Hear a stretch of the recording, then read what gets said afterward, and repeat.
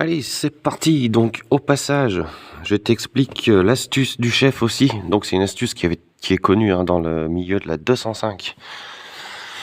En tout cas, dans le milieu des trains RER PSA de ces années-là, monter sur roulement aiguille. Donc, tu sais, la maladie.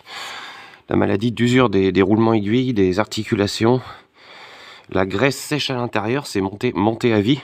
Et du coup, après, les roulements travaillent à sec, les rouleaux s'abîment, se détériorent par friction. Vu que la graisse a séché, le joint d'étanchéité perd son efficacité, l'eau rentre à l'intérieur aussi. Donc ça vient tout rouiller dedans et ça vient travailler à sec, s'abîmer, et après ton essieu, bim, la roue elle fait Gordini parce qu'en fait ça prend du jeu, ça se bouffe tout à l'intérieur. Donc tu as l'astuce, donc tu vois que j'ai fait sur la mienne il y a en 2008 quand j'ai changé l'essieu justement parce qu'elle partait à la casse cette auto. J'ai mis une distrie et un train arrière et du coup c'est repart en business. Donc ce train arrière, cet essieu a été pris à la casse à l'époque. Et en 2008, à l'époque, on avait encore des pièces qui étaient en bon état en casse auto, parce que les 205 n'étaient pas encore trop vieilles, si tu veux. Donc celui-ci était encore tout bon à l'époque, donc je l'ai monté sur le graisseur, j'ai pas cherché à comprendre. Donc ce qu'il faut faire, c'est que percer ici, et tu te montes le petit graisseur, tu vois, ça c'est un graisseur. Donc en fait, tu viens percer ta rodée, et tu montes ton petit graisseur, et après, un coup de pompe à graisse de temps en temps, pour redistribuer de la graisse dans les articulations, les rouleaux. Donc, tu as le deuxième roulement qui est à ce niveau-là, le premier roulement qui est à ce niveau-là. Donc, l'astuce, c'est de placer le graisseur dans l'espace vide entre les deux roulements. Et de temps en temps, tu viens défaire. Le mieux, c'est de te mettre sur un pont, défaire ton amortisseur, te placer avec un vérin de fosse et manœuvrer ton essieu tout en graissant l'articulation. De cette façon, tu vas bien distribuer la graisse, et dès que la graisse commence à sortir par le joint d'étanchéité de l'eau, eh bien c'est signe que ta graisse est pénétrée partout dans les roulements. Attention, s'il y a des points durs, faut pas trop insister, parce que si la graisse ne veut pas rentrer dans les roulements, faut y aller doucement, parce qu'après ça peut pousser, décaler le roulement dans l'essieu. Alors il y a aussi cette chose-là à faire attention. Mais si tu prends cette précaution de monter sur le graisseur un de chaque côté du coup, et tous les 15-20 000, tu mets un petit coup de pompe à graisse, ton essieu ne bougera plus. Et en l'occurrence, tu vois sur la mienne, il n'a jamais bougé en l'espace de quasiment 18 ans, quoi. Donc en 18 ans, cet essieu n'a jamais bougé. J'avais remplacé par précaution un jeu de roulement, je sais plus quel côté. Et en fait, surprise au démontage, tout était neuf dedans. Donc j'ai remplacé pour rien. Vu que j'avais commencé à démonter, donc j'ai fait le kit d'un côté, je sais plus lequel, mais il n'avait pas besoin d'être changé. Donc, l'astuce du chef, tu la vois. Donc ça, c'est quelque chose qui est très connu dans le milieu de la fiabilisation de ces fameux essieux PSA. Attention, les Peugeot 206, c'est pas les mêmes montages, ils sont inversés. Donc cette astuce ne fonctionne pas sur 206. C'est toujours des essieux à rouleau, mais le montage est inversé. Donc là, je te parle vraiment des essieux style 205. Qu'est-ce qu'on a? On a les 306, on a les Xara, on a tous ces genres de véhicules, les 106, tout ça. Tu peux faire cette astuce. Donc, on reprend la direction. Donc, tu vois, comme quoi la nuit porte conseil. Donc, j'ai eu l'idée, ça y est, donc de comment conserver mon réglage de parallélisme tout en pouvant changer ma rotule par une neuve. Donc, je rappelle que j'avais fait le parallélisme avec un Banjo il y a quelques années. Donc, je ne mange pas de pneus non plus. Donc, usure des pneus, ok. Donc, je veux conserver mon réglage de parallélisme. Puisque je vais changer les rotules de direction, on ne retrouvera jamais un réglage pile poil comme avant. On va être obligé de repasser au Banjo et je n'ai pas la possibilité de le faire. Donc je vais changer ma rotule tout en conservant le réglage actuel. Et il faut que je puisse repérer mon réglage. Donc là, j'ai eu l'idée de savoir comment je vais faire. Donc au passage, quand on change un triangle, un amortisseur, n'importe quoi sur l'auto qui touche un demi-train, donc une pièce, il faut refaire le parallélisme, parce que tu as toujours des différences de cote minimalistes de fonderie. Par exemple, si tu changes ce bras inférieur, même si c'est le même, tu auras forcément une différence de cote qui va te fausser le para. Donc ce parallélisme, c'est systématique. Voilà pour le conseil. Donc après, nous on va aller bloquer notre volant maintenant. Donc voilà comment on va faire pour conserver le réglage du parallélisme. Système D. Donc, j'ai mon volant. J'enlève la clé. je bloque ma direction.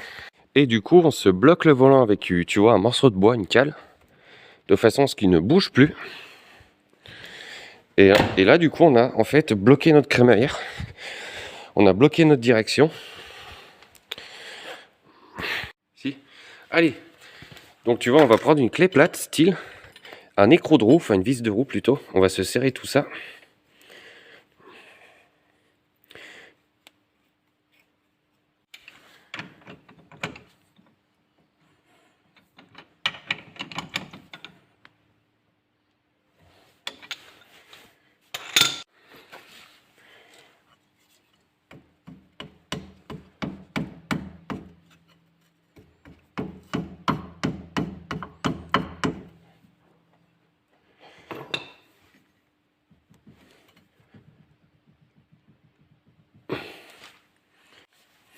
Donc notre point de référence de mesure, c'est le croisement entre la barre stable et le berceau là-bas au fond, tu vois.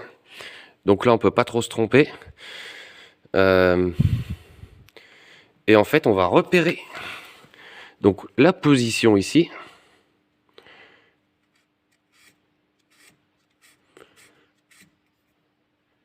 Donc on estime à peu près le point milieu parce qu'on a du jeu dans la rotule. Donc tu vois, le point milieu, c'est bien ça. De cette façon, on se remettra en position lors du remontage à l'identique. Voilà. C'est bon. Donc tu vois, là on a notre repérage pour ne pas perdre notre réglage de parallélisme. Allez, c'est parti. Je vais utiliser un cliquet douille de 16 pour enlever l'écrou de la rotule. Alors, donc il y a l'école de la clé à choc, hein. Donc un coup dans un sens, un coup dans l'autre. Il y a l'école de la brosse métallique, donc du nettoyage des filets, parce qu'en fait les filets qui sortent prennent la corrosion et du coup créent une surépaisseur. Cette surépaisseur va freiner l'écrou. Donc lorsqu'on va chercher à enlever la rotule, il peut arriver qu'elle se décolle du cône, le cône se décolle, alors que l'écrou n'est pas enlevé et coincé sur le filetage rouillé. Donc dans ces cas-là, il faut pousser par en bas avec un cric ou un vérin de fosse si tu es sur un pont pour rebloquer le cône de façon à pouvoir enlever l'écrou qui gêne. La meilleure façon d'éviter ce problème, c'est de nettoyer, de passer un coup de brosse métallique sur les filetages avant la dépose et de balancer du dégrippant bien sûr. Donc voilà, normalement ici ça devrait bien se passer puisque ça a dû être monté à la graisse, logiquement. On va pas s'embêter, donc lorsque ici c'est coincé, c'est pareil. Bah là, t'as pas le choix, chalumeau. Donc lampe à souder, on chauffe au rouge et on y fait manœuvrer, crac, crac, crac, crac, et ça finit par se décoincer. Ici, nous ne devrions pas avoir ce problème. Par contre, je vais être coincé avec ma clé là. Bon, on va essayer de faire au mieux. Donc la première chose à faire, eh bien, c'est de s'occuper de la vis du haut, l'écrou du haut. Allez, c'est parti.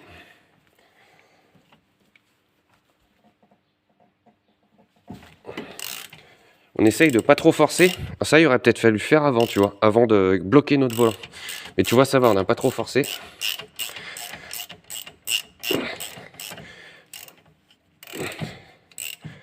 Et tu vois, là, on force. Là, on sent que ça force, tu vois. Donc là, on est sur la tête, là où il y a le filet qui est un peu rouillé. Donc on n'assiste pas.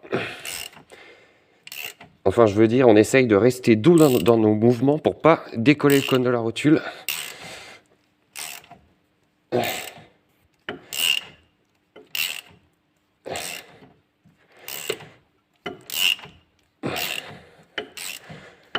Allez, ça va être bon. Et voilà. Donc l'écrou. Maintenant, on va venir décoincer celui-ci.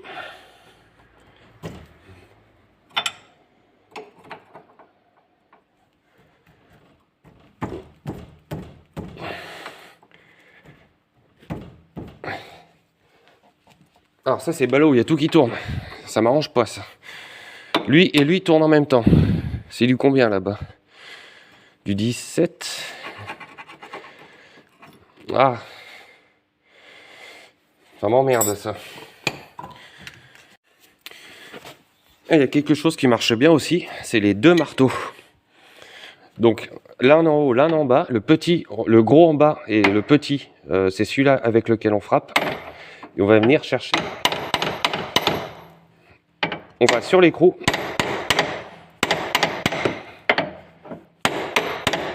Je m'y prends pas très bien parce que je suis gêné par le support du téléphone qui filme et la clé ici.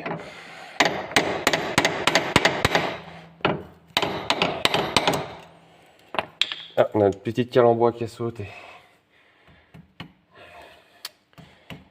Alors, qu'est-ce que tu me fais chier, toi? C'est pas le moment, là. Donc, allez, on regarde s'il y a du nouveau, maintenant. Toujours pareil. Donc ça peut marcher quand c'est coincé et que tu as beaucoup de place pour frapper fort, si tu veux. Avec des grosses frappes comme ça, tu peux décoincer des pièces aussi. Donc, ce qu'on va faire, vu que ça veut pas y aller et que ça me fait chier, on va se la bloquer comme ça. Allez.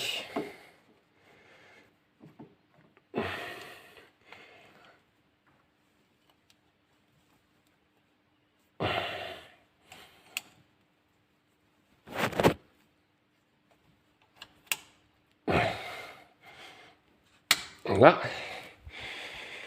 Après, il y a une empreinte 6 pans au fond, mais c'est du 18, il me semble, et la clé de 18 est ici. Donc c'est ballot, je peux pas utiliser.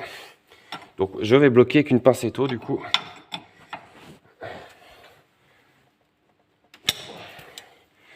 Donc voici.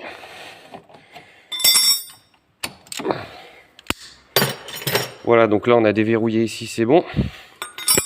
On vérifie que ici on n'est pas coincé. Donc ça c'est bon. Maintenant on va venir décoller notre cône de rotule du coup. Et là, il n'y a pas de 40 solutions.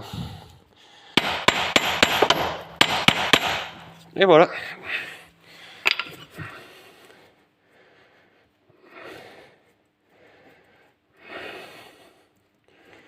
Donc là on enlève.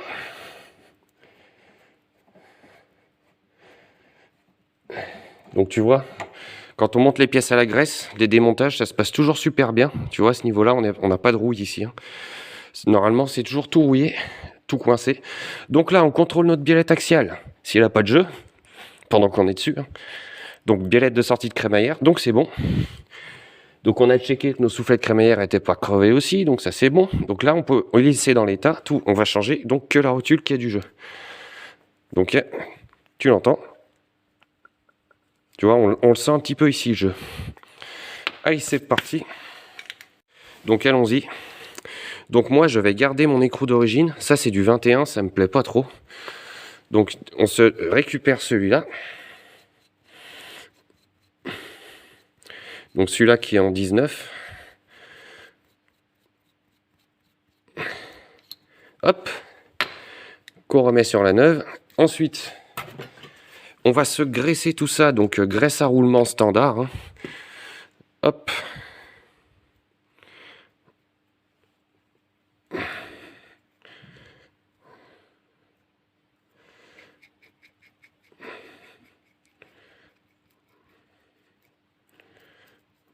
Donc la graisse, toujours important ça. Quand tu assemblage mécanique, je le dis beaucoup. Je le dis jamais trop souvent, mais on le dit déjà beaucoup. Assemblage mécanique égale montage à la graisse, toujours. Donc,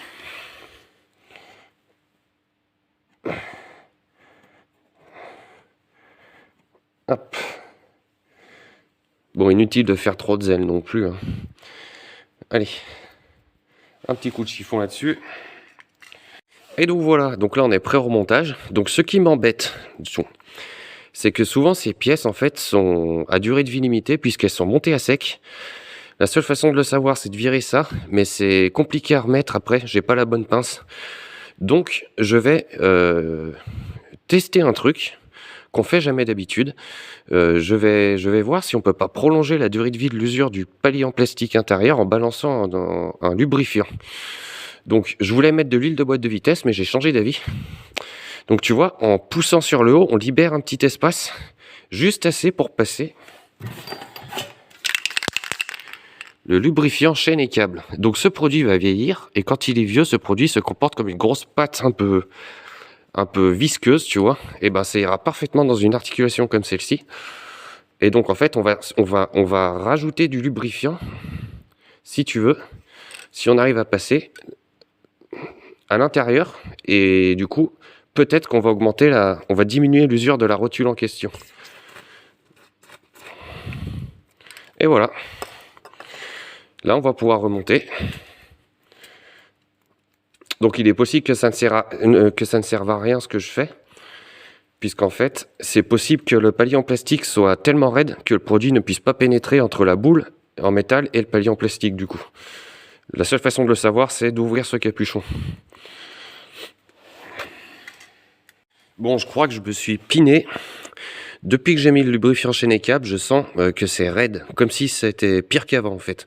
J'ai l'impression que ça a mal réagi avec la graisse qu'il y a dedans et ça l'a dilué. Donc pas le choix, je vais ouvrir, tant pis, hein. C'est de ma faute. Ça c'est le problème quand tu tentes des trucs, des fois ça marche. Tu peux avoir des résultats négatifs, hein. Donc allez, on se fait sauter ça, tant pis, hein. On verra bien ce qu'on arrive à faire et à ne pas faire. Nous, on y ouvre. Allez, bam, bim. Attention à pareiller attention au soufflet. Tac. Je sens que ça va être galère à remettre ce truc là. Hop. Alors, est-ce qu'on va y arriver? Putain, c'est Redos, hein. Qu'est-ce que t'en penses? C'est Redos ce truc.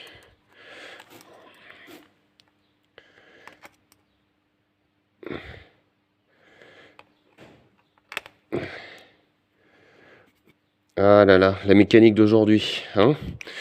La mécanique d'aujourd'hui, cette saloperie de mécanique. Ils se foutent bien de nous, je te le dis. Quand je pense qu'avant, les rotules, elles s'usaient jamais. Tu pouvais recharger en graisse dedans et tout. Donc si, il y a bien de la graisse là-dedans, hein. Tu vois, le palier en plastique, il doit être à l'intérieur, en fait. Ici, derrière ça. Bon, bah écoute. Eh ben écoute, nous, on va rebourrer de la graisse, hein. Bête et méchant. Donc franchement, pour de la pièce à 5 balles, hein, franchement, c'est pas déconnant, je trouve, ce qu'ils ont fait chez Mister Auto. Ça vaut même encore plus le coup que chez Oscaro, moi je te le dis.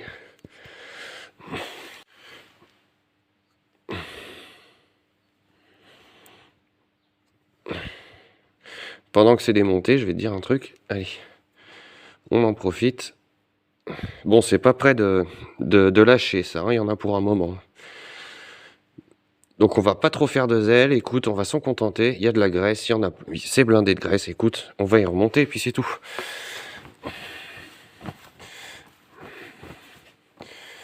Allez, donc on se remet le soufflet à l'intérieur.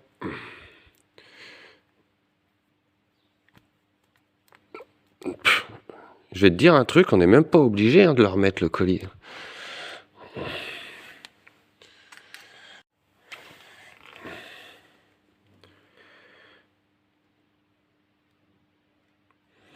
Alors, bouge pas. Parce que nous, on va pas trop se prendre la tête ici non plus. Hein?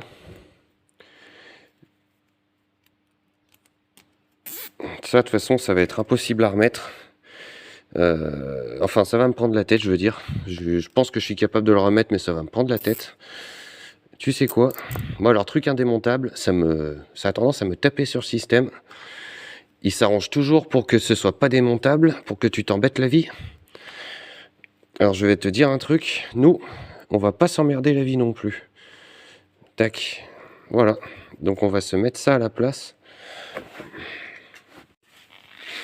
Donc, hein, on a pris un riselant plus fin. Donc, 2 riselants, du coup, parce que il manque en longueur, ceux-là. Bon, écoute, c'est un peu du boulot de merde. Brouillon, mon truc. Mais au moins, c'est fonctionnel. On aurait pu essayer d'y enrouler un fil de fer sur mesure aussi. Ça aurait pu être pas mal. Et voilà, on va passer au remontage. Donc là, simplement et bêtement, on remonte tout ça.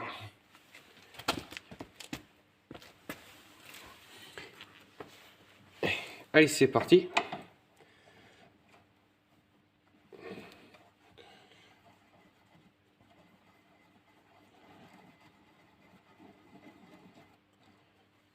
Hop.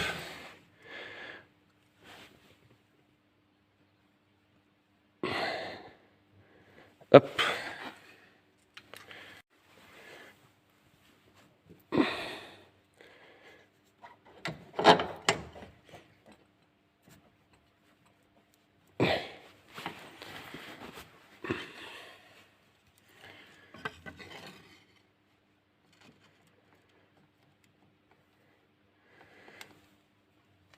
Ah mais c'est vrai qu'on peut la régler comme ça.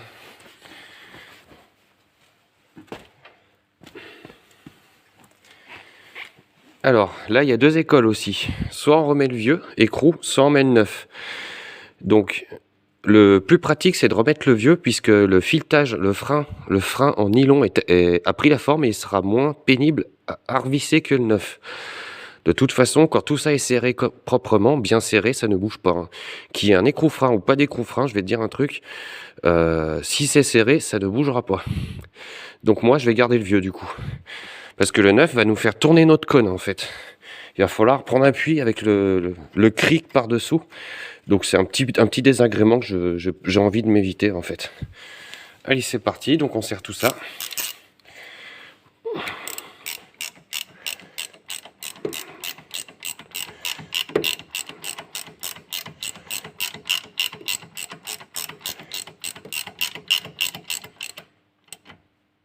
Voilà.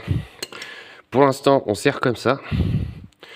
Et là, on va revenir faire notre réglage. Donc, on va se remettre au même point que tout à l'heure. Donc là, tu vois, il faut qu'on ouvre. Donc là, on pince trop. Hop. Donc le croisement de la barre stable, le berceau et l'inclinaison. Ok. Non, l'inverse. Et là, à fleur. Donc tu vois, voilà. Là, je suis à fleur de mon repère.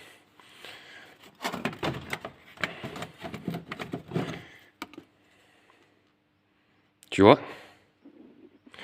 Donc là, je peux considérer que mon parallélisme n'a quasiment pas bougé par rapport à avant. Quasiment pas. Hein. On ne sera pas au micron non plus.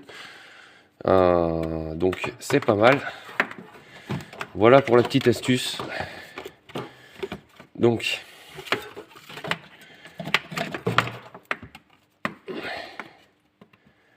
Alors...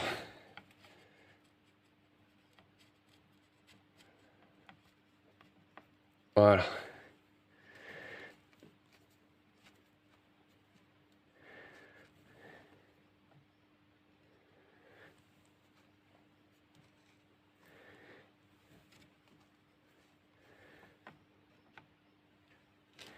Allez.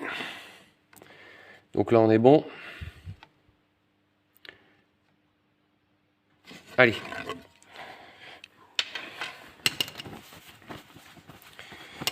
Donc maintenant, je peux enlever ma clé.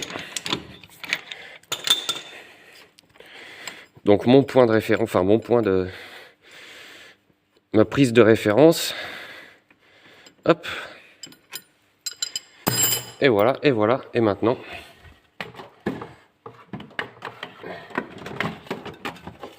je vais pouvoir venir serrer définitivement tout ça. Donc mon réglage, bien sûr, là il faut que plus rien ne tourne maintenant, à part l'écrou. Donc là on le pré-serre ici. Et ensuite on va venir serrer celui du haut. Et c'est parti.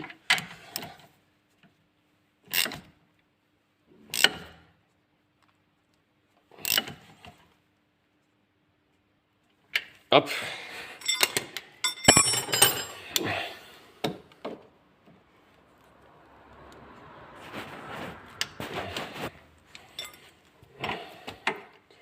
Et celui du bas.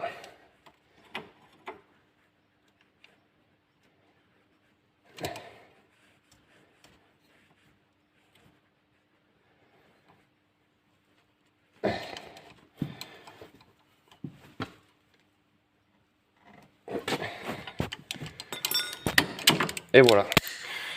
On a fini pour la rotule de direction droite. Donc là, on a toujours un petit peu de jeu, mais c'est palier de crémaillère. Ça, tu le vois bouger. Ça, c'est un cas d'usure classique sur les crémaillères de véhicules. Franchement, C'est le palier en plastique qui est un petit peu usé, donc ça c'est pas gênant. Il y aura toujours un petit peu de jeu.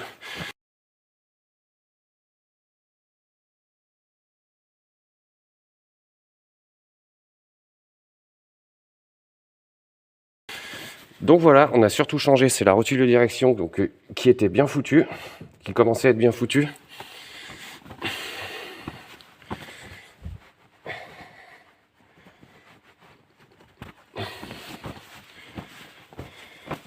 Après voilà, on sera pas pile poil sur le parallélisme, hein, bien sûr, on sera pas au micron. Donc si ça a chopé un peu d'ouverture ou un poil de fermeture pendant l'intervention, je vais dire un truc, c'est pas ça qui va nous manger le pneu. Hein. Donc tu vois, on a quand même, on n'aura pas grand chose de diff. Donc allez, c'est parti. Bah là, pareil de l'autre côté du coup.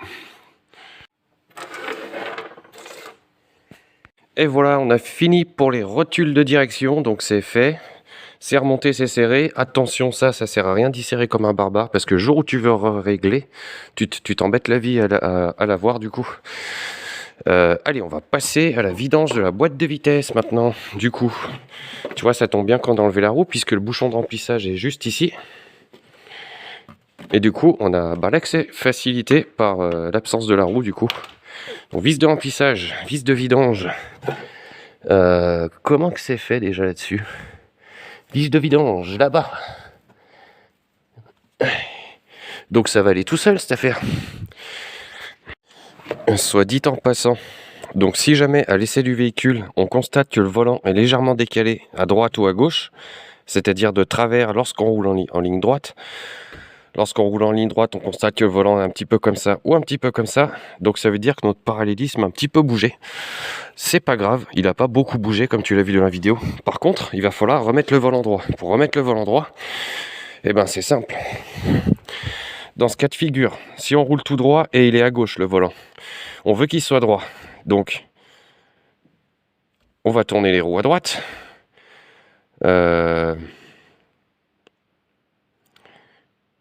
Donc, il faut mettre de l'ouverture à gauche et de la fermeture à droite. Voilà, tout simplement, pour réaligner les roues. Donc, tu vois, là, on tourne à droite. Et donc, il faut les tourner à gauche. Donc, on va faire un quart de tour à gauche. Un quart de tour à gauche, tout simplement.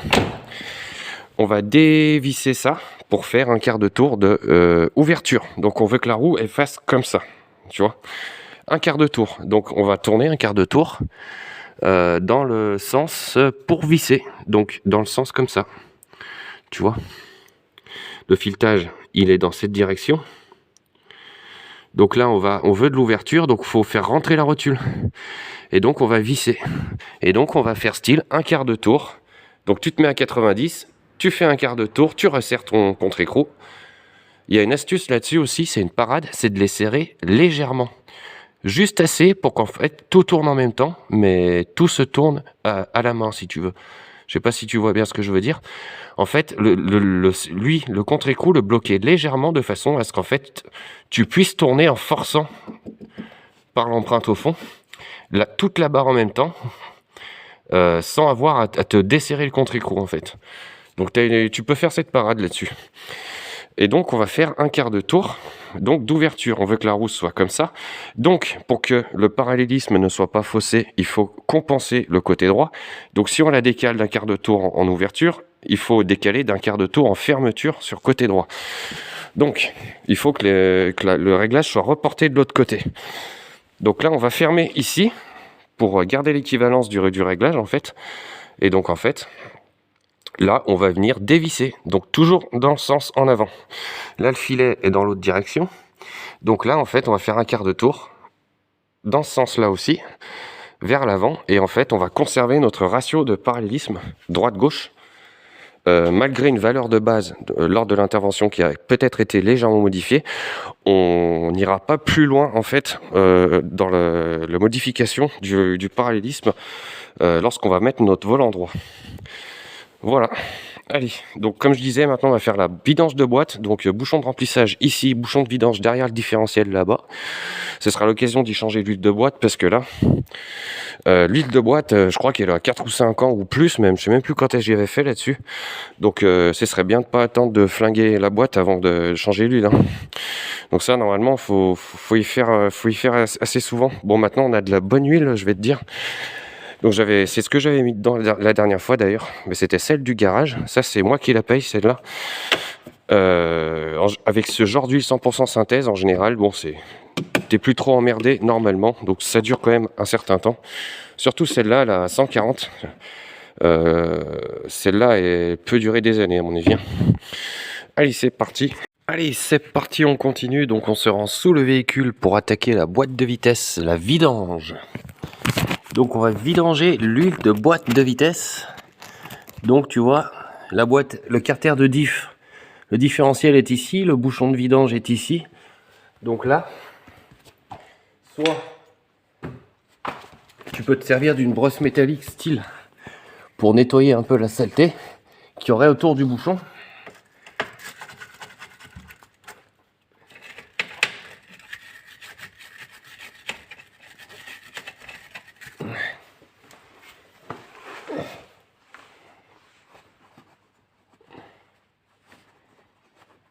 Et voilà, ça c'est bon, c'est pas trop dégueu ici. Ensuite, on va prendre un marteau. Donc c'est de l'aluminium, hein, c'est de l'alu. Donc là, on est obligé de frapper pour décoller le bouchon du carter en alu. Donc on frappe sur la tête du bouchon gentiment. Et ensuite on vient avec notre clé de 21 desserrée.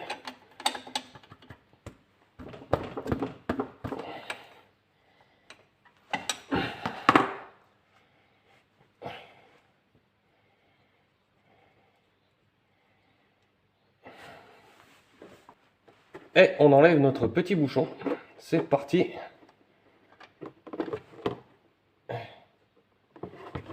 Et voilà.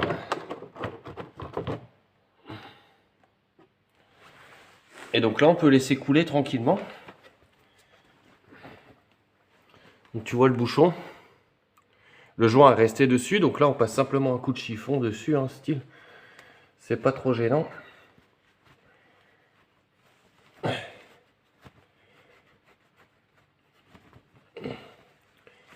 Donc tu vois la différence entre l'huile de boîte de vitesse qui est toute propre par rapport à l'huile moteur. Donc c'est normal, dans une huile de boîte il n'y a pas de combustion, donc il n'y a pas de gaz qui passe par les segments éventuellement, donc il n'y a pas de pollution de l'huile, donc c'est pour ça qu'elle reste en général bien transparente.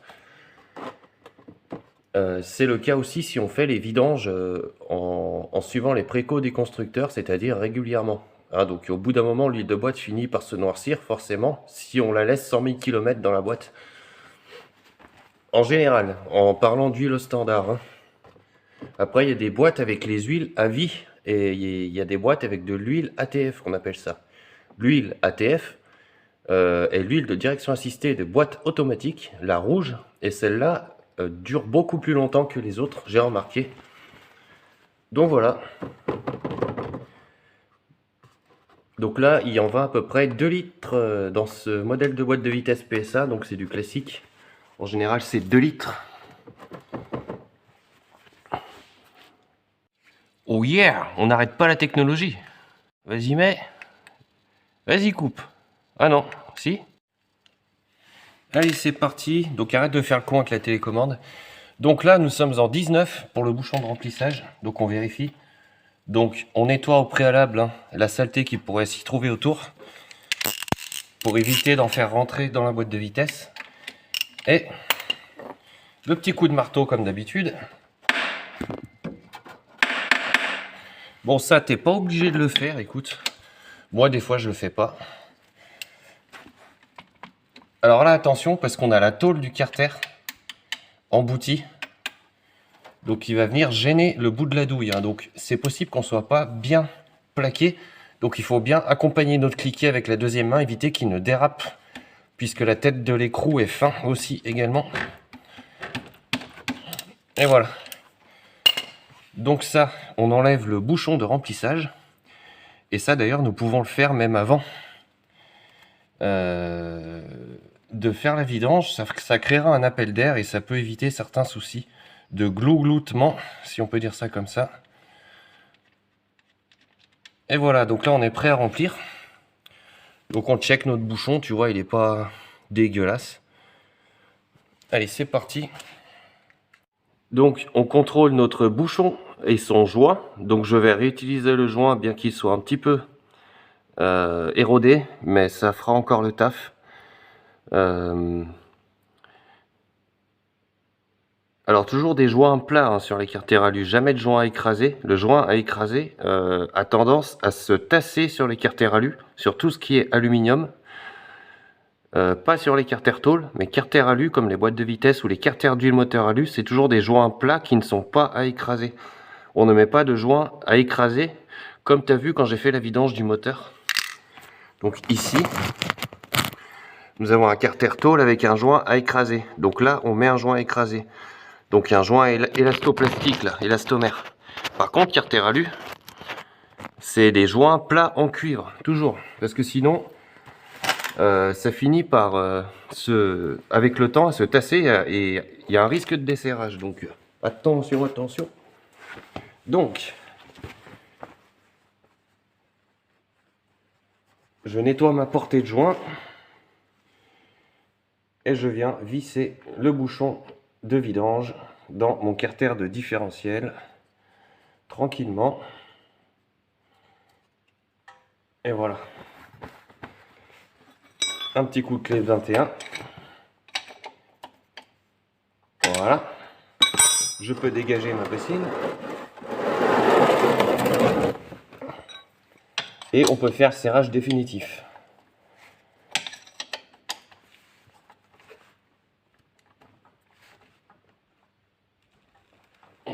Donc inutile de serrer trop fort car ça a tendance à se coller avec le temps. Et rendra le prochain démontage plus aisé comme ça. Oula. Donc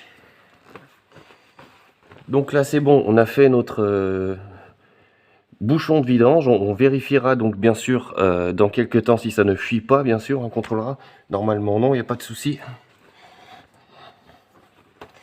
Ensuite, en ce qui concerne le remplissage, donc pareil, on contrôle la portée. Donc tu vois, on est bien propre. Donc c'est nickel. Donc notre bouchon de remplissage, on va pouvoir réutiliser le joint aussi. Donc c'est propre, c'est nickel. Maintenant on va regarder l'huile. Donc l'huile, elle est pas dégueulasse cette huile de boîte, tu vois. Donc mais c'est pas un mal de la changer quand même hein. Donc tu vois, quand tu fais les vidanges de boîte, t'essayes. Même si des fois tu as ton style 4 ou 5 ans, ou 6 ans, ou 7 ans, ou je sais pas. Tu vois, mais tu essayes de changer de temps en temps ton huile de boîte. Et ben l'huile de boîte reste à peu près quand même dans un état acceptable. Moi je vois pas l'air de voir de grosses limailles, donc on contrôle si on n'a pas de la grosse limaille. Et voilà. Donc on contrôle à peu près qu'on est bien. On estime la quantité, hein. On pourrait s'amuser à verser ça dans un bec verseur pour contrôler si on a bien la quantité d'huile qu'on récupère en fait. Normalement on doit être dans les 2 litres sur ces boîtes de vitesse. Mais tu vois, ça paraît cohérent ici, c'est un bidon de 5 litres. 2 litres, ça paraît cohérent. Donc allez, maintenant je vais vidanger ça dans mon bidon qui est plein. Bah, du coup ça c'est ballot ça. Bon, j'espère qu'il va me les prendre, on verra bien.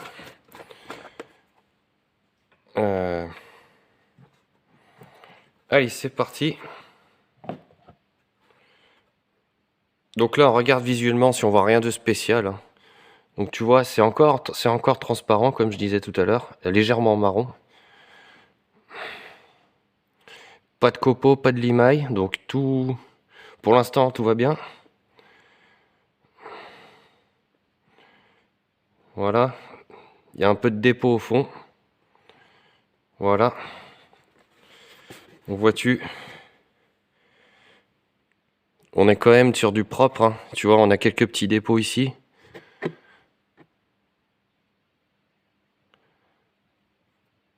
Et on dirait une espèce de sable en fait, c'est même pas de la limaille ça. Parce que ça se dissout. Bon bah écoute, c'est plutôt positif. Donc on aura toujours quelques traces dans une boîte de vitesse de toute manière. Des petites traces noires comme ça. Mais tant que t'as pas des morceaux de limaille, bon c'est plutôt bon signe. Après ça peut arriver que t'aies des morceaux de limaille. Ça arrive des fois sur les boîtes de vitesse, c'est pas pour ça qu'elles sont mortes. De toute façon ça travaille un peu en friction des fois, donc les engrenages, ça peut générer un peu de limaille. Surtout si tu fais craquer les rapports comme un malade. Si tu fais le con à faire crac crac, il n'y a pas d'essai débrayé, bah là tu peux générer un peu de limaille aussi éventuellement. Mais voilà, on va dire grosso modo, si tu commences à avoir beaucoup de limaille à chaque vidange, c'est que ta boîte, elle a quand même il est possible qu'il y ait quand même une usure prématurée. Donc à surveiller.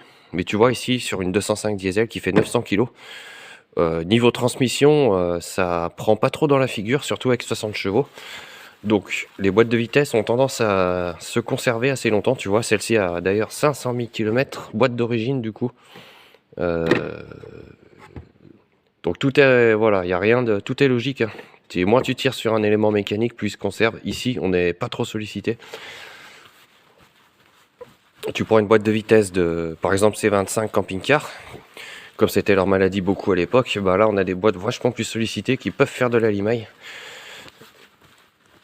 Et voilà, donc allez, bah on va continuer notre truc. Donc là on va se préparer à remplir avec l'huile neuve. Donc pour ce faire, on va s'utiliser donc une seringue comme cela que tu trouves à Noroto. Donc on peut mettre l'huile de boîte comme ça en aspirant dans le bidon et bim dans le bouchon là-bas. Moi je vais faire autrement. On va se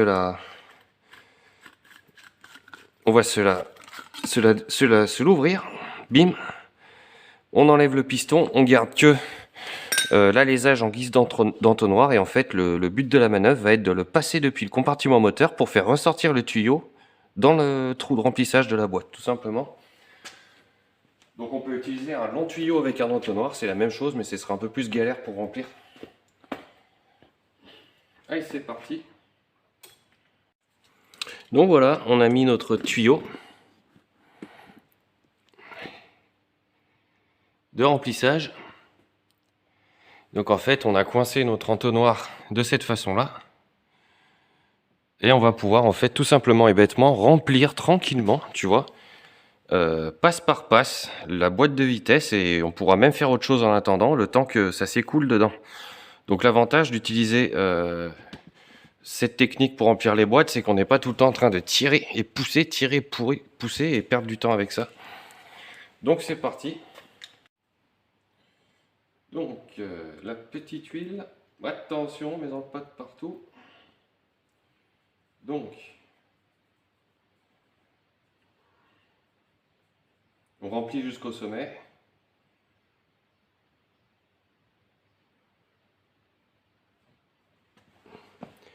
Et on peut voir que ça va s'écouler dans la boîte tranquillement. On ralimente jusqu'à passer nos 2 litres. Et une fois qu'on aura mis à peu près nos 2 litres, c'est un niveau par débordement. Donc à partir du moment où l'huile s'écoule par le bouchon de remplissage, c'est que le niveau est monté jusqu'à celui-ci et que notre boîte peut être considérée comme remplie. Donc c'est la façon qu'on a le plus couramment de faire les niveaux d'huile de boîte de vitesse, tout simplement. La hauteur du bouchon de remplissage définit notre niveau maxi d'huile. Donc à partir du moment où elle se met à couler, c'est que le niveau d'huile est bon, à condition que le véhicule soit à peu près sur une planéité horizontale. Donc c'est le cas ici avec les chandelles, j'estime que c'est à peu près plat. Allez, la petite dernière tournée. Et voilà, donc tu vois là ça se met à couler. Donc on va pouvoir considérer que la boîte est remplie. Hop. Vaut mieux qu'on ait un petit peu trop dans la boîte que pas assez. Donc là il y a un petit filet qui coule encore, mais tu sais on peut avoir des défauts de planéité légers sur la dalle, sur les chandelles vu que le véhicule est levé. Donc pour prendre aucun risque, je préfère en laisser un petit peu. Dans l'idéal, il faudrait attendre que ça coule plus, mais c'est pas un demi centimètre de diff maxi de niveau qui va nous flinguer la boîte, loin de là, surtout là-dessus. Donc voilà, on n'a plus qu'à serrer tout ça.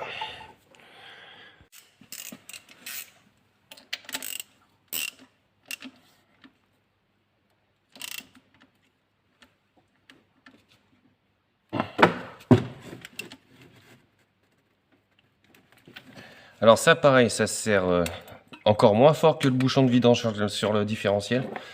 Inutile de serrer ça très fort, c'est du filet fin de toute manière, donc ça maximise la force de serrage si on peut dire. Donc voilà, on a fini. Donc on n'a plus qu'à ranger les outils. Donc notre boîte a été vidangée et l'huile de boîte donc a été changée. Donc c'est reparti. Donc en périodicité, on est sur du 40-50 000 km et puis en année, ils disent 4 ans en général, mais bon, je pense que tu peux aller plus loin. C'est des huiles 100% synthèse, hyper additivées, modernes en plus. Donc je pense que ça craint moins qu'une huile moteur, tu vois. Si tu peux les laisser un peu plus longtemps dans les boîtes, à mon avis. Après, ça, c'est mon opinion. Mais bon, en général, 5 ans, c'est bien. 5 ans, 50 000. Ouais, 50 000. Même plus hein, que 50 000. Mais bon, 50 000, 5 ans, c'est bien. On va dire sur une boîte mécanique comme ça. Des véhicules standards, courants, hein, donc Berlingot, Clio... voilà, des véhicules courants comme ça, avec des boîtes manuelles. Tu t'en tiens à ça et en général, donc ta boîte elle va durer longtemps, il n'y a pas de souci. Et voilà, on est fini pour la boîte de vitesse. Donc on contrôle donc à peu près notre quantité d'huile. Hein. Donc en comptant le petit filet qui a coulé, donc c'est-à-dire pas grand chose, j'en suis à, tu vois, quasiment 2 litres. Hein. Donc il me reste un tout petit fond du bidon, vraiment rien du tout. Hein, c'est limite le poids du plastique d'emballage. Donc on peut dire qu'on est dans les clous. On a bien eu nos 2 litres dans la boîte. En comptant ce qui est resté dans la boîte de vitesse aussi. Hein, puisqu'on ne peut pas vidanger totalement une boîte de vitesse à part la démonter ou la retourner dans tous les sens parce qu'il y a des interstices à l'intérieur. Donc c'est pour ça que là-dessus d'ailleurs je ne me suis pas pris la tête à laisser couler 2 heures jusqu'à ce qu'il n'y ait plus la goutte lors de la vidange. Mais tu peux le faire, hein, c'est même mieux. Donc on est à peu près dans les clous au niveau des quantités, donc c'est bien 2 litres. Donc un tout petit peu moins pour moi du coup, on va dire 2 litres du coup. Donc c'est bon, on peut valider ça. Allez, c'est parti.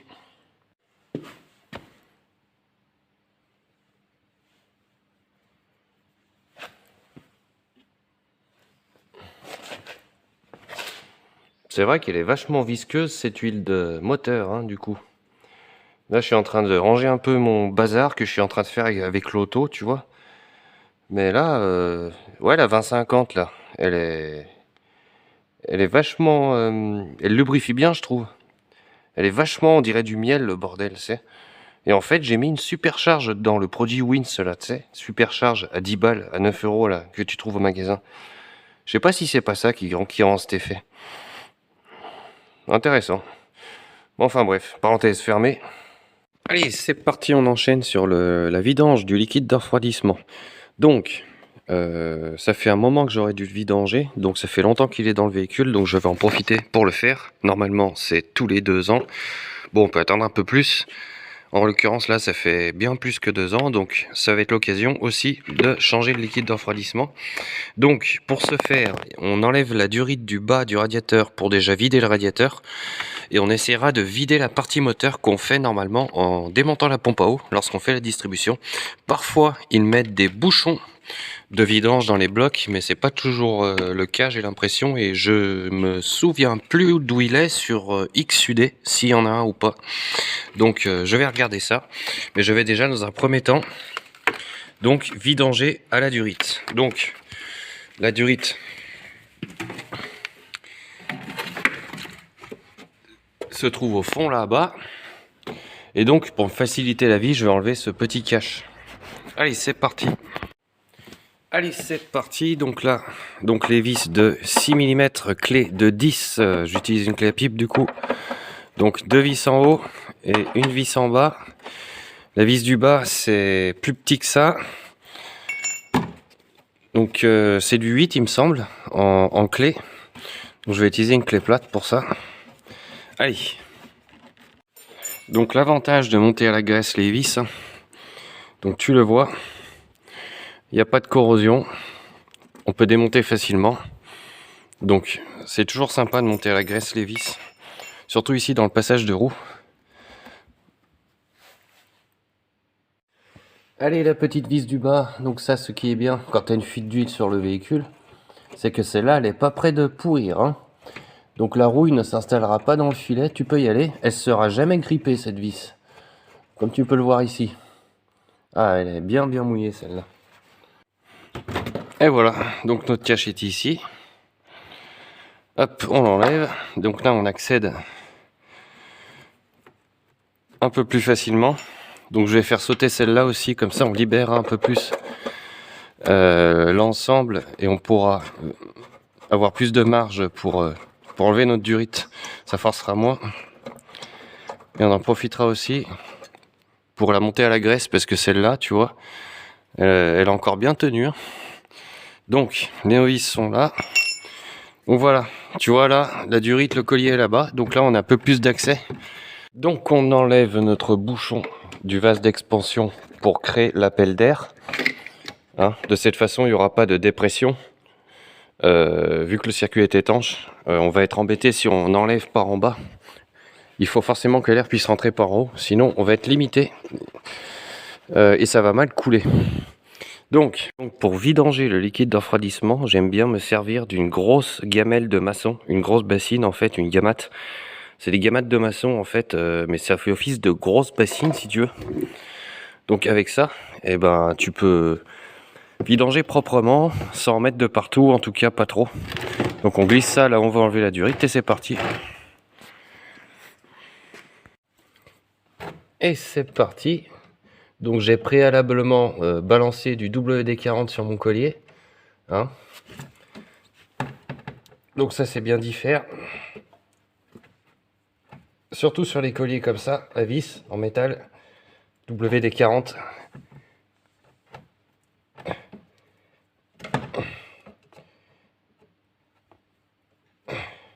J'ai pas tout à fait le bon tournevis.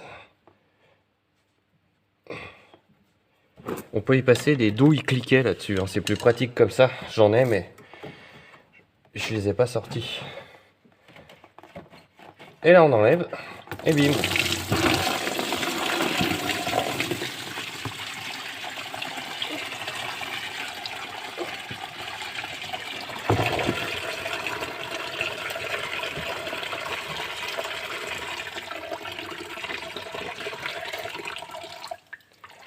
Eh ben dites donc, il est pas si sale ce liquide de refroidissement, je trouve. Je m'attendais à pire que ça. Tiens, ça c'est le fil du témoin d'usure des plaquettes de frein, tu vois, je sais même pas qu'est-ce que je... Donc tu vois en fait ce tuyau communique avec la pompe à eau et en fait avec le bloc moteur. Donc en fait j'ai même pas besoin d'enlever la vis de vidange du bloc. Enfin je pourrais le faire pour faire les choses parfaitement. Il me semble avoir vu, elle est derrière le bloc moteur, la vis de vidange, tu vois. Donc je vais voir si j'arrive à te la montrer. Donc là je suis sous le véhicule, tu vois, on a la boîte de vitesse ici. Oula, c'est gras là-dessous, hein. Ah c'est ça quand ça a 30 ans, hein, 32 ans, je sais plus combien que ça. Donc là voilà, tu vois, au bout là-bas au fond. Donc là à mon avis ça c'est avec le joint en cuivre là. Ça peut que être une vis de vidange de bloc, ça, de liquide de refroidissement. Tu vois, elle est assez basse en plus. Donc sur XUD, tu vois, tu as ton quart d'endroit, et ben elle est juste en dessus. Donc on contrôle au passage nos durites, hein, si elle n'a pas trop d'écrasement, si elle est conforme, tu vois, c'est bon. Il n'y a pas de souci. Ok, le collier c'est pareil, il n'est pas pourri par la rouille, il est bon, il est réutilisable, il est pas, il fait pas de bavure là, c'est bon, les dentures sont bonnes. Allez, ok.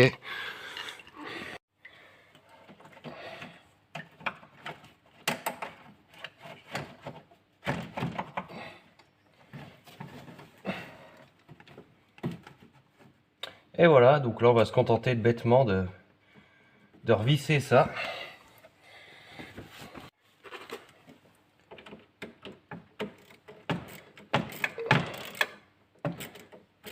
Donc là on serre sans trop serrer non plus parce qu'après on écrase la durite.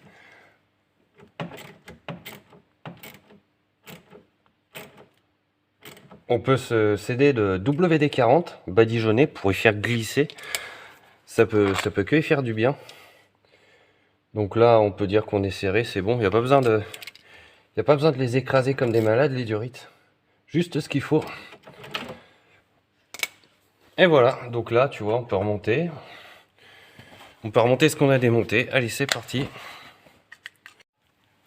Donc le petit coup de graisse pour notre chère petite vis. On remonte.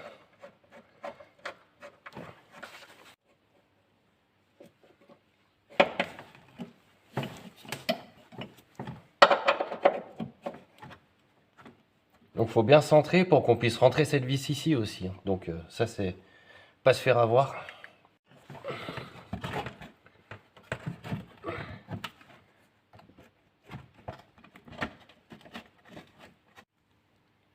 Hop. Et voilà. Donc nos 3 vis sont fixées. La petite du bas, les 2 du haut. Le cache c'est bon, du coup on va pouvoir passer à la suite. Donc maintenant on va passer à la purge. Mais avant ça, j'ai quelques durites à changer. Je vais profiter que le vase d'expansion soit vide pour le sortir et pouvoir intervenir sur la durite du bas qui présente une fuite à l'emmanchement. Donc je vais essayer d'en savoir un peu plus car ça fait plusieurs fois que je resserre ce collier et que la fuite ne disparaît pas. J'en profite aussi pour changer ce bout là qui est malade à ce niveau là. Donc ici on a vraiment un gros souci. Donc elle est fendue.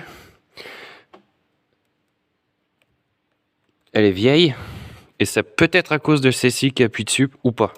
J'en saurai un peu plus tard. Allez, c'est parti. Et j'en profite. Donc j'en profite pour vider mon liquide de refroidissement dans un bac de récupération. Donc ici c'est un bidon de 5 litres que j'irai amener en déchetterie. Ou bien je m'en servirai pour autre chose. Et par la même occasion, je vais contrôler la quantité.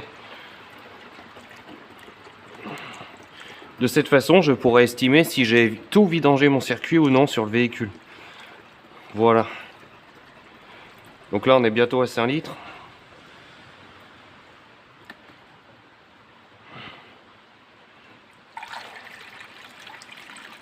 Donc on a un peu plus de 5 litres, très légèrement plus. D'accord. À mon avis, j'ai pas vidangé entièrement mon circuit. Donc je vais voir ce que je fais. Allez, c'est parti donc pour le vase. Allez, le petit coup de dégrippant qui va bien. Non, il n'y en a presque plus. Le petit coup de dégrippant qui va bien un peu partout. Donc là, allez, sur les vis, il y en a. Et c'est parti.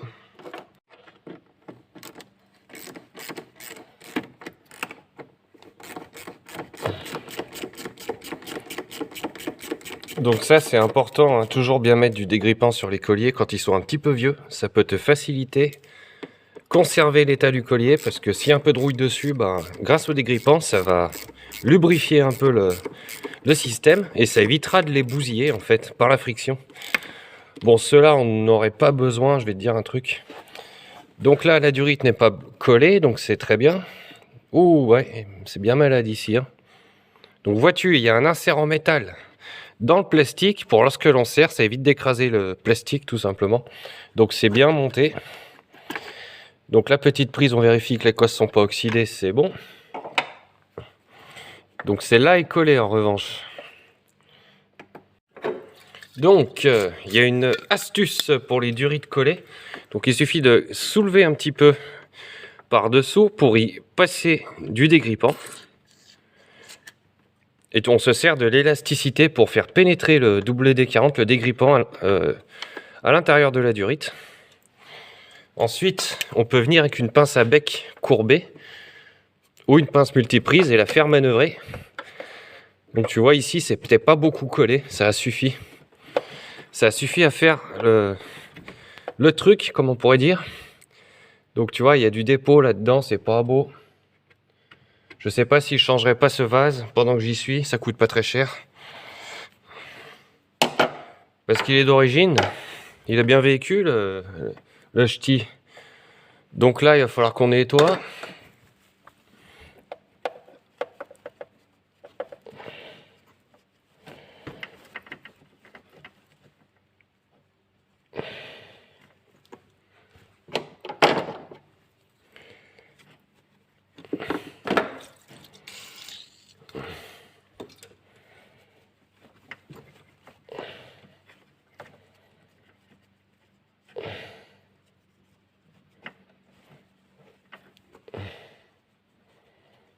Donc n'importe quelle méthode pour essayer de faire faire du frottement avec le WD-40, ce qui aide, tu vois, à décoller la couche de saleté en fait. Donc on peut essayer de s'aider d'un outil aussi. Voilà, pour que quand on va remboîter, ce sera quand même des surfaces qui soient acceptables. Donc là, on pourra continuer un petit peu plus tard. Allez, je vais continuer. Donc là, on démonte. Pour me faire de la place, je vais enlever le support qui est ici. Tant qu'à faire.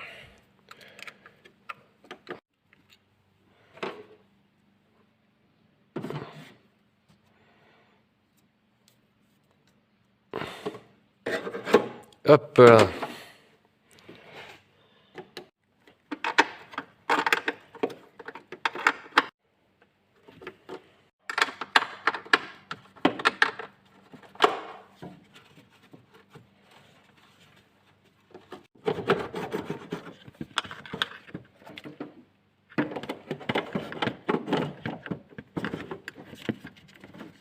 Donc on essaie de repérer où passe le trop-plein. Donc il passe là-bas dessous, d'accord.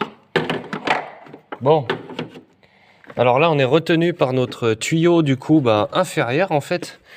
Celui-là qui est fixé au bas du bocal.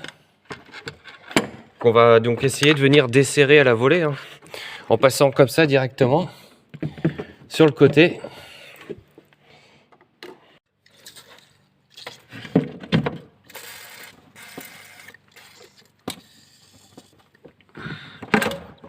Là.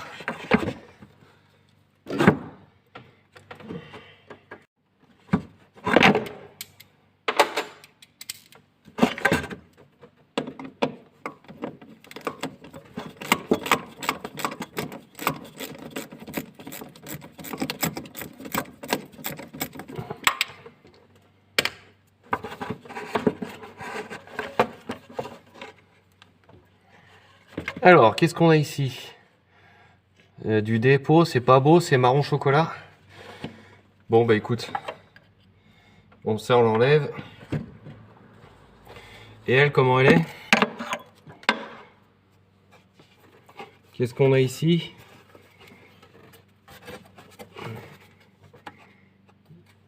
Bon, elle a pas l'air endommagée cette durite, elle a l'air en bon état. Moi qui pensais qu'elle serait foutue. C'est un bon point. Donc c'est ici que j'avais une fuite. Alors je pense que le collier est tout simplement pas assez serré. Hein. Donc après contrôle plus approfondi de l'état de la durite, si elle n'est pas trop marquée. Tu vois ici ça commence à faire les marques. Tu vois. Donc ça faut se méfier de ça. Mais si ça c'est encore bon. En principe tu peux le tourner le collier. C'est une petite parade aussi, tu le mets ailleurs. C'est la tête qui fait ça. Tu vois on n'a pas les traces à l'intérieur. La tête de ces fichus colliers de merde, tu vois, ça a tendance à marquer la durite en fait. C'est pour ça que moi j'aime bien sur les véhicules des années 2000, tout ça, ils ont changé. Bien qu'ils soient un peu plus pénibles à enlever, les colliers élastiques qui n'ont pas de vis, au moins eux pincent la durite uniformément. Ce qui évite d'avoir ce genre de désagrément avec ce genre de collier qui à la longue te creuse et te marque les durites d'une façon vraiment pas sympa. Donc tu vois, c'est pas beau. Mais bon, je pense qu'on va pouvoir réutiliser ça. Et donc notre deuxième durite malade que je vais démonter. Donc je vais enlever le morceau en entier, hein, tout simplement. On va se contenter d'enlever le bout en entier. Et on va l'examiner avec le bocal après, comme ça au moins. Bon, elle est collée aussi celle-là.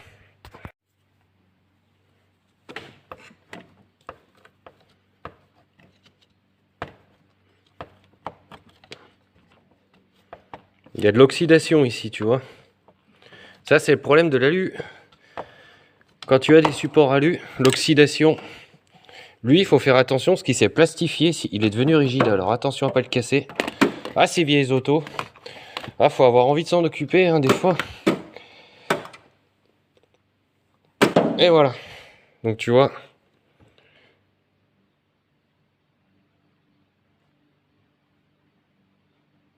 Bon, s'il y a du dépôt d'oxydation, regarde le bout.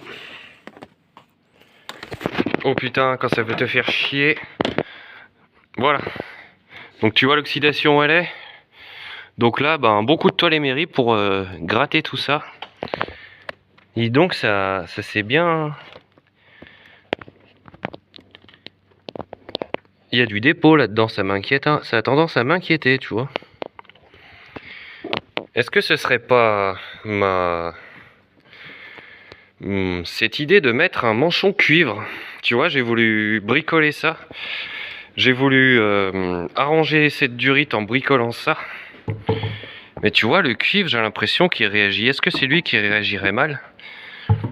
Ou est-ce que c'est eux qui ont foutu le bordel? Mais ça, c'est pas censé rouiller, tu vois. Allez. Allez, donc le vase. Donc le vase. Donc tu vois, il a quand même subi des dégâts. Hein. Regarde ici. Aïe, aïe, aïe, catastrophe. Donc ici, on a l'insert métallique qui a complètement gonflé par la corrosion. Il a ouvert l'alésage en plastique. Donc sous la corrosion. Donc là, c'est complètement bousillé ici. Bon bah là, on va partir sur un bocal direct. Hein. On va pas remonter ça. C'est pourri quoi.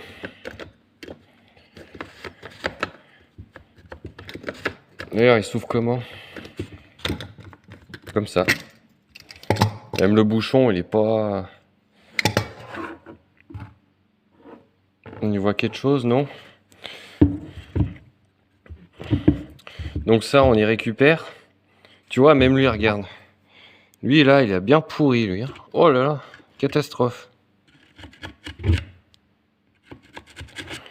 Je me demande si c'est normal d'avoir autant de corrosion comme ça. Celui-là, mieux, là. Il y a une espèce de dépôt, tu vois, c'est une espèce de boue marron que j'ai là-dedans, là.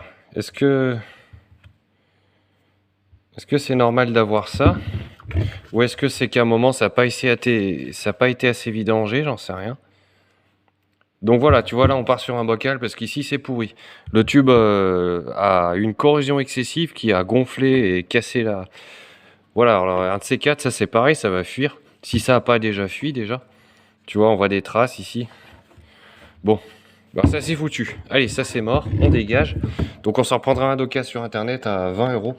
Du coup, j'en ai vu. Maintenant, on passe à celle-là. Donc celle-là... donc la fameuse durite. Donc tu vois, c'est le bout là qui nous intéresse. Là, on avait donc de l'oxydation. Donc on avait déjà resserré plusieurs fois. Le problème, c'est qu'à force de serrer, ben, ça passe à travers. Donc ici, j'avais constaté un souci. Donc tu vois, voilà, on est fendu là, tu vois. Donc là, on commence à être fendu ici.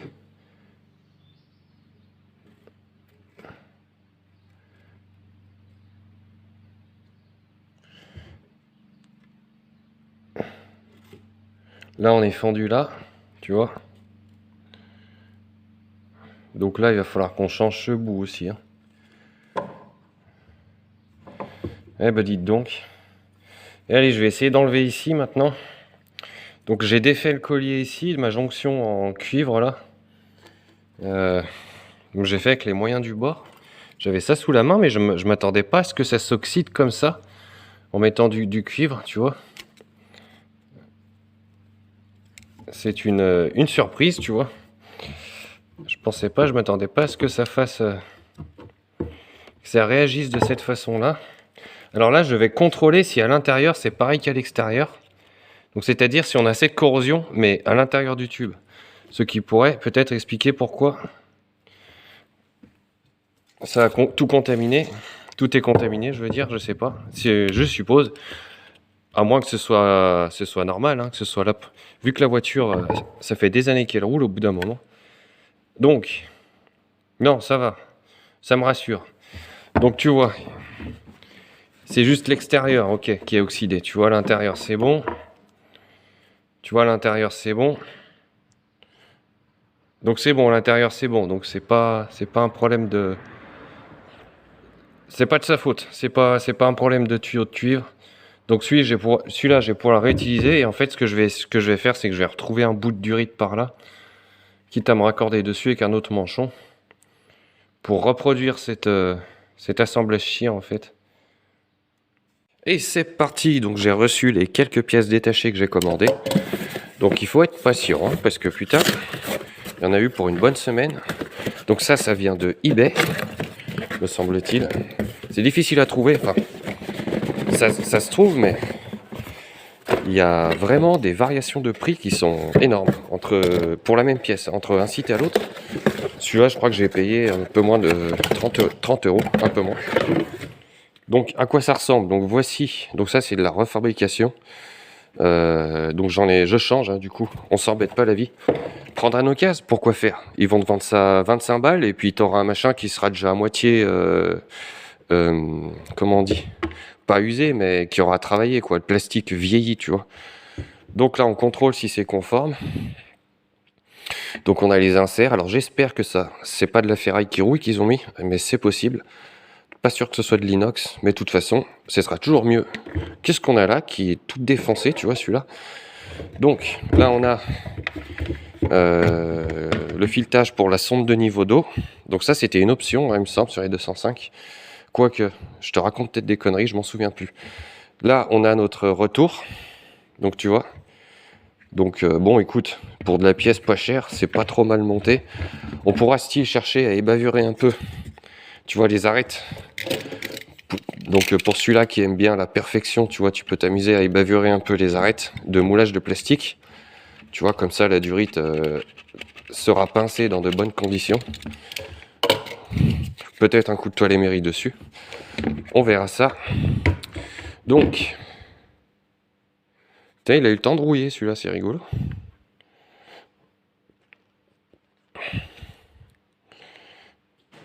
Alors, qu'est-ce que c'est? Bon, ça paraît conforme, hein. Écoute, on va checker quand même si le bouchon nous passe. Le bouchon, je ne l'ai pas changé, j'aurais dû. Il est un peu fatigué.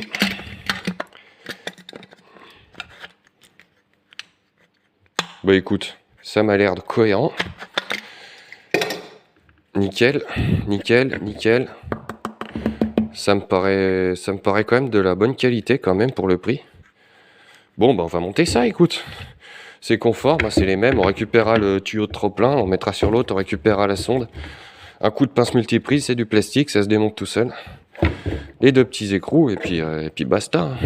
Donc ça c'est vu. Voilà, tu sais, quand c'est comme ça, faut arrêter de s'emmerder à rafistoler. Des fois, vaut mieux mettre du neuf. Parce que là, ce qu'on aurait pu faire, c'est décaper, peut-être reboucher au bicomposant après une bonne préparation, mais ça sert à rien, tu vois, le plastique a trop vieilli. Donc, ce qu'on va rafistoler ici va péter ailleurs. Donc, tu sais quoi, franchement, faut pas se prendre la tête quand c'est comme ça. Ah, d'ailleurs, ça se démonte le... On dirait qu'il y a une bague rouge à récupérer aussi. La bague rouge, en fait, ça doit s'enlever, ça. Ouh la pute, elle est toute cassée, celle-là aussi. Putain, le plastique est vraiment foutu. Non? Ah si? Attends, bouge pas. Oh putain, ouais, d'accord. Putain, ça a vraiment vieilli. Hein. Oh là là, faut que j'arrête de réparer cette voiture, moi, putain, tu sais. Faut, ouais, à un moment donné, faut, ouais. Bon, bref, allez, c'est pas grave. Donc ça, c'est vu. Après, qu'est-ce qu'on a pris? Bim, donc la durite, donc ça c'est pareil. Alors c'est de la refabrication, pris sur un site de 205, là, une de sauvée, parce qu'il n'y a que eux qui en avaient. Ils appellent ça une de sauvée, le site. Donc, 16 balles la durite, ça va. Tu sais quoi, 16 € la durite, j'espère que c'est la bonne. Voilà, donc ça c'est la vieille. C'est la vieille. Si, c'est bien la bonne. Hein. Yes, je suis content. J'avais peur de m'être trompé. Non, mais surtout ce que j'avais peur, c'est la conformité. Donc là, on est conforme, c'est bon. L'autre est un peu plus petit, c'est normal parce qu'elle n'a pas été serrée. Là, c'est bon. Au niveau du cintrage, on est bon, hein, franchement. Et ben voilà, ça c'est pareil, je vais arrêter de m'emmerder et rafistoler. En plus, tu vois, c'est ma réparation, c'était une bonne idée d'y avoir fait. Mais tu vois, le fait de mettre du cuivre, ça fait de l'oxydation de surface, ça rouille les colliers. Mais tu vois, je me suis bien débrouillé, j'ai même mis un petit cylindre bloc dedans qui a bout de durite pour que ce soit bien tenu. Mais on va récupérer cette pâte, on va y mettre sur la neuve, comme ça elle est neuve, on s'emmerde plus. Là c'est pareil, si on recoupe un bout ici, ça va repéter ailleurs à tous les coups. La durite est vieille, quand c'est comme ça, quand il y a de la pièce, il faut plus s'emmerder. On met 9, 16 balles, pour le prix 16 balles, je vais dire, faut mettre 9. Elle serait à 200 balles la durite, je dis pas. Par contre, ça m'embête d'avoir cassé ça. De toute façon, hein, je vais te dire un truc. En général, sur les vases d'expansion, il n'y a pas de secret. Hein. Tu le remplis jusqu'à la collerette au milieu, tout simplement et bêtement, hein, ou voire légèrement au-dessus. Il n'y a rien de bien compliqué. Donc le petit indicateur de niveau, je vais te dire un truc, on va pas le remonter, on s'en fout, ça dégage. Allez, c'est parti. Allez, donc je vais attaquer à remonter tout ça. Donc pour ce qui est de ce dépôt un peu marron, tu vois à l'intérieur de ça, dommage que putain que j'arrive pas à y pincer. Ça se voit qu'on n'est pas sur du haut de gamme, hein. Bon, pour ce qui est de ce dépôt un peu marron dans l'hydurite, eh ben, on va y laisser comme ça pour le moment parce que j'ai vraiment plus le temps de m'en occuper. Là, il faut que la voiture reparte. Ça fait déjà 15 jours que c'est à l'arrêt, que j'avais pas prévu d'y arrêter 15 jours, une semaine seulement. Donc là, il faut que ça reprenne du service, donc j'ai plus le temps. Donc ça, le nettoyage. Donc on se checkera plus tard un essai de nettoyage de circuit de refroidissement, c'est-à-dire balancer du produit dedans. Donc regarde, j'ai écumé internet, apparemment les gars ils disent faut mettre de la lessive style comme ça, du Saint-Marc. Bon, moi au bricomarché ils avaient pas du Saint-Marc, j'ai pris l'équivalent. Tu balances ça dans ton circuit de flotte avec de l'eau. Tu fais un peu chauffer, tu vidanges, tu rinces, apparemment c'est assez efficace. Donc ça peut être efficace parce qu'en fait c'est juste un dépôt de boue en fait hein, qui est à l'intérieur du circuit. Donc la lessive ça nettoie, ben, ça paraît logique que ça fonctionne. La deuxième école, donc tu check du vinaigre, donc ménager, tu vois. Ça c'est pareil, c'est ce que tu mets dans tes toilettes, ça enlève le tartre, ça bouffe tout. Donc on peut essayer avec ça, voir si ça nous bouffe notre fameuse couche grasse, rouillée, pellicule graisseuse du circuit de refroidissement. Et puis pour éviter de trop oxyder, on mettra en chauffe le moteur. Pour éviter de trop oxyder, on peut mettre de l'eau déminéralisée. Donc c'est de l'eau qui va provoquer moins d'oxydation avec la chauffe. Donc le temps de faire le rinçage, 1,5 € le bidon pour 5 litres. Il faut pas se priver, hein. Sinon tu peux mettre de l'eau du robinet aussi. Donc voilà, ces deux choses. On fait chauffer, on vidange, on rince. Et puis on peut essayer aussi ça. On fait chauffer, on vidange, on rince avec ça, l'eau déminéralisée ou l'eau du robinet. Mais bon, j'ai peur pour les joints de la pompe à eau. Donc la pompe à eau fonctionne avec un joint à lèvres. Donc le liquide de refroidissement hein, possède une fine pellicule de graissage. C'est légèrement gras. Donc, bon, c'est arrivé que quand tu es en panne, tu as une fuite de flotte et quand tu es en vacances, tu remets de l'eau du robinet dans ton circuit d'eau. C'est pas ça qui va te flinguer la pompe. J'ai jamais vu ça encore. Mais la pompe est vieille. Elle a dépassé sa périodicité de 80 000 km, je sais plus combien. Elle fuit pas encore.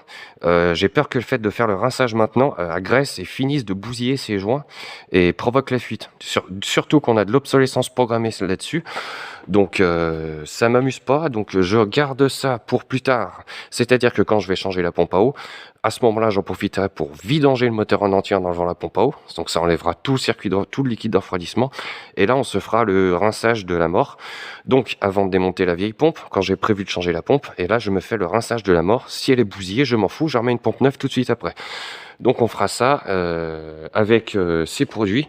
Donc ça, ce sera peut-être l'objet d'une autre vidéo. Je serais curieux de voir le résultat, si ça marche ou pas. Mais attention, c'est agressif. Alors je sais pas, ça peut peut-être influencer sur le radiateur aussi. Ça se trouve, ça va dégommer le radiateur, j'en sais rien. Donc le radiateur, s'il est un petit peu vieux et qu'il fuit pas, bah, ça se trouve, ton radiateur, bah, ça va te dégommer, j'en sais rien. Laisse observation dans les commentaires si t'en sais plus que moi là-dessus. Moi, j'ai jamais trop fait les tests. Mais c'est vrai que laisser cette vieille bout de merde là dans le circuit, ça m'embête un petit peu. Mais pour l'instant, je vais balancer, voilà, je vais balancer ça. On remonte ça, balancer du liquide pas cher, faut que ça roule. De toute façon, j'ai quasiment fini, donc on va se checker ça. Purge. Donc purger le circuit, la vis de purge au boîtier thermostat ici, la vis de purge du radiateur ici qui casse tout le temps. Donc attention, pas forcer là-dessus. Et puis après, ben, ce sera du tout bon. Allez, c'est parti. Vu que j'ai le mano contact première vitesse qui est fichu, j'en profite pour jeter un mano contact à 14 balles, pris sur Mister Auto. On sait jamais, pendant le contrôle technique, le gars s'il laisse tourner au ralenti, je vais pas dire au contrôleur, vas-y, il y a une commande manuelle, quand ça dépasse 90, tu t'oublies pas de mettre la commande en marche, machin truc, bordel. Je dis, tu sais quoi, non, tu confies ta voiture, le contrôleur, il va peut-être oublier, il a pas à savoir les petits soucis de la voiture que tu as modifié. Donc, on se prend pas la tête, comme ça, on aura nos deux vitesses qui fonctionnent et on garde notre commande de déclenchement manuel au tableau de bord, des ventilateurs de refroidissement pour le prix que ça coûte. Et pendant que je suis sur la voiture, on y jette le thermocontact. Voilà, comme ça on n'est pas emmerdé, il n'y a aucun risque de surchauffe. Si le truc il tourne en ralenti, au contrôle technique et tout, le machin va refroidir, va se déclencher, il n'y aura pas de problème. Allez, c'est parti. Ah, puis j'oubliais, la troisième école, forcément, c'est celle qu'on connaît tous, c'est d'acheter la petite fiole de décapant circuit de refroidissement au magasin, à l'AD, chez la concurrence de l'AD, etc. Donc au magasin Leclerc, s'ils en vendent. Donc voilà, troisième école, bah, c'est l'école classique. C'est la petite fiole de nettoyage, circuit de refroidissement à 35 balles, là, 20 balles, je sais plus.